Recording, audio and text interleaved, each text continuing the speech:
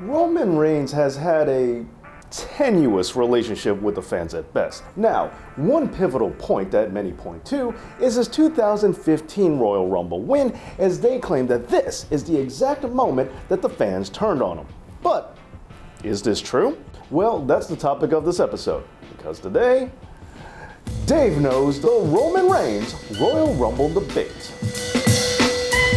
So first things first, I would like to point out that I personally was at this event. I was there live, in person, in Philadelphia, Pennsylvania, way in the back of the Wells Fargo Center, where the cool people sit, and I was a part of the 17,000 plus in attendance. Just starting out with that to give some context. Now, let's get into the history of the event. The story goes that WWE in 2015 was in a state of flux at the time. John Cena was nearing the end of his status as a full-timer, Brock's reign of terror had only just begun, and the man that many had assumed would be leading the company into the new era had left the industry the previous year. All this led to WWE beginning the search for the new face of the company, and fans had their opinions on who they thought should be the one to carry the burden. Now, there were supporters for every wrestler from Bray Wyatt to Dean Ambrose, but without a doubt, one of the biggest hopefuls to fill the role was Daniel Bryan.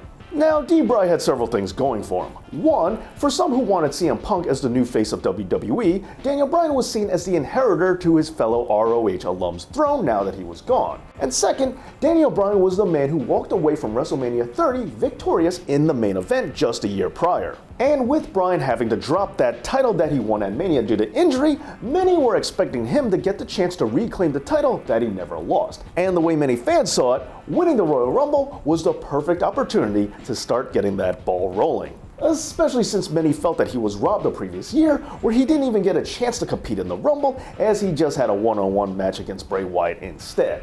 And with how loud the backlash was for that decision, and with how WWE seemingly relented to the whim of the fans by creating the Occupy Raw storyline that led to Daniel Bryan in the main event of WrestleMania 30 in the first place, it just seemed like common sense that Daniel Bryan would be booked to win the 2015 Royal Rumble. But alas, he did not, and he was eliminated by his opponent from the year before, Bray Wyatt. And to make matters worse, Goldust would make his entrance immediately after, which required his Titantron to come on screen. And for those of you who are unfamiliar, Goldust Titantron starts with the words, "Shattered Dreams." Some felt that this was WWE trolling their audience, and some even argued that this was the beginning of WWE no longer listening to their fans, as there are those who have suggested that McMahon stopped paying attention to what the fans were wanting because after they listened to them the year before, they got saddled with a champion that would have to relinquish the title and, as they viewed it, failed to live up to their expectations. But regardless of that, after his elimination, the live audience was continuously chanting for Daniel Bryan, and when Roman Reigns won the Rumble,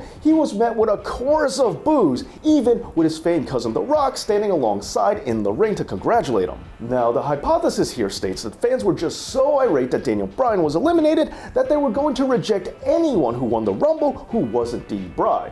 However, I'm not so sure. Okay, so what's the evidence?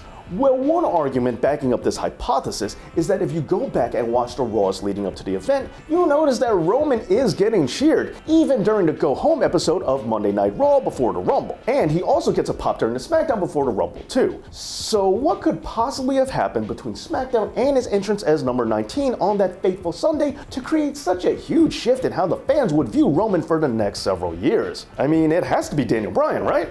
Well, I have a few problems with this premise. First, it's not entirely accurate. Let's start breaking down things that aren't true that people who support this hypothesis tend to overlook. First, while it is true that Reigns was cheered on the shows right before the Rumble, what isn't true is that the fans turned on him at the Rumble and held a grudge against him from that point on. And to see that for yourself, if you revisit the Raw after the Rumble, well, you'll notice that it was canceled due to a major snowstorm. But as for the Raw after that, you'll see that Roman was still getting cheered. Sure, there was a pocket of boos underlying his promo, but he came out to a significant pop as he walked through the crowd on his way to the ring. So the anti-Roman backlash that he carried for so long wasn't a light switch. It didn't just flick on as soon as Daniel Bryan was eliminated, it developed over time. And while we're on the subject of boos, after Daniel Bryan's elimination, it's also incorrect that fans were booing everyone post-Daniel. If you rewatch it, you'll notice that wrestlers who came out afterwards like Wade Barrett, Damian Sandow, and of course Roman's fellow Shield alum Dean Ambrose were all met with huge ovations, and all of them came out after Daniel Bryan's hopes were dashed that year. Plus, there was another massive pop that night, which was for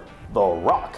Yes, there was a smattering of boos while The Rock was raising Roman's hand. But when he came out to make the save for Roman, The Rock received a booming crowd reaction as soon as his music hit and he ran down to the ring. The takeaway from this is that the fans there were booing Roman specifically. Other people were still getting over that night after Bryan's elimination. They still cheered The Rock as well as Wade, Dean, and Damian. And also one other wrestler, Rusev.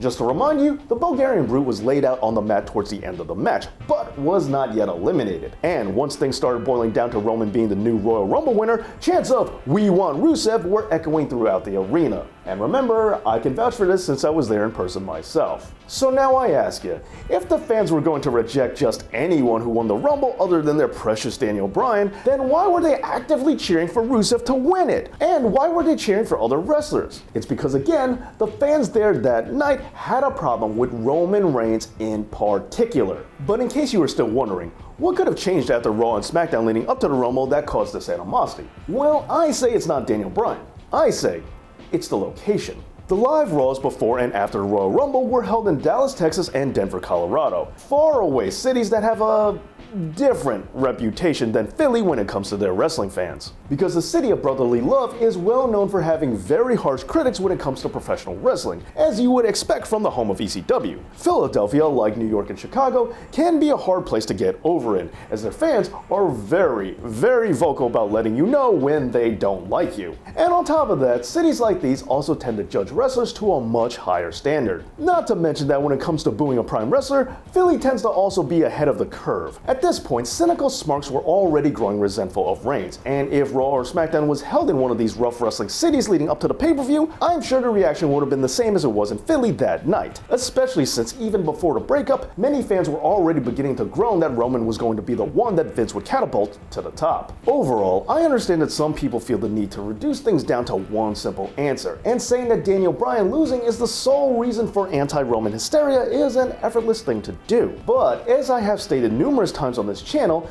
things are usually not done with only one intention in mind. Humans tend to have multiple reasons for doing what they do, and as easy as it may be to try and shoehorn everything into one simple answer, there's probably much more behind the story than just one thing. Roman Reigns wasn't hated just because Daniel Bryan didn't win. I'm sure it didn't help matters, but the fans turned on him because of a plethora of other reasons. He's not very good on the mic, nor is he in the ring, and WWE tried way too hard to get him over, and quite frankly, they made his character something of an OP Mary Sue, as the term goes. But most of all, I think it's important to note that fans rarely like being told who to like. They hate feeling as if they have no choice but to like someone. And when you pick a wrestler and keep having him win all the time, no matter what, and no matter who they bury in the process, it tends to get nauseating and, not to mention, boring. Just ask John Cena. As the exact same thing happened to him, but without any Daniel Bryan involvement needed for it to happen. So, if you want to know why so many fans spent several years hating Roman Reigns, well, I have to tell you, Daniel Bryan wasn't the only reason. But what's your stance on this debate? Let me know down in the comments. And don't forget to make sure that your notifications are still working and that you are subscribed right here to Dave Knows Wrestling. Thanks so much for watching, and as always, Dave knows.